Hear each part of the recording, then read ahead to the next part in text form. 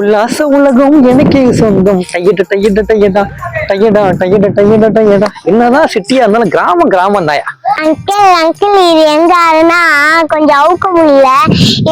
இது அவுட்டு என்னையும் அறாங்க விட்டுங்களா, நாங்க வீட்டுக்கு போயிட்டோம். பாப்பா இதெல்லாம் உனக்கு ஜிஜித் மேட்ரு பாப்பா. இப்ப என்ன, இது உன்னோட ஆடு, இது அவுக்க முடியல. உன்னையும் ஆடியும் அந்த ரோட்ல விட்டா நீங்க வீட்டுக்கு போயிடுவீங்க, அவ்வளவுதானே.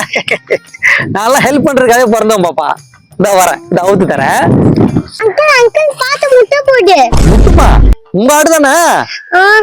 ஆமா. யோசிக்கிறத பார்த்தா ஒரு மாதிரி இருக்கு. நாங்களாம் புளியவே அவுத்து கட்டிருக்கோங்க. ஆடெல்லாம் ஜிஜித் மேட்ரு. அங்கிள் உண்மையாலே முட்டுங்க அங்கிள். அதெல்லாம் உன்ன மாதிரி சின்ன பசங்க எல்லாம் பாப்பா முட்டும், என்னெல்லாம் முட்டாது. அந்த முனையில விட்டா போதும்ல.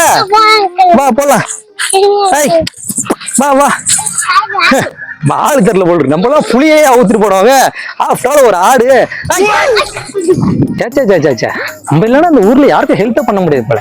ஒரு நாளைக்கு எத்தனை சேவை தான் செய்யறது? தம்பி தம்பி, இந்த அம்மா ஏன் பதட்டமா வருது?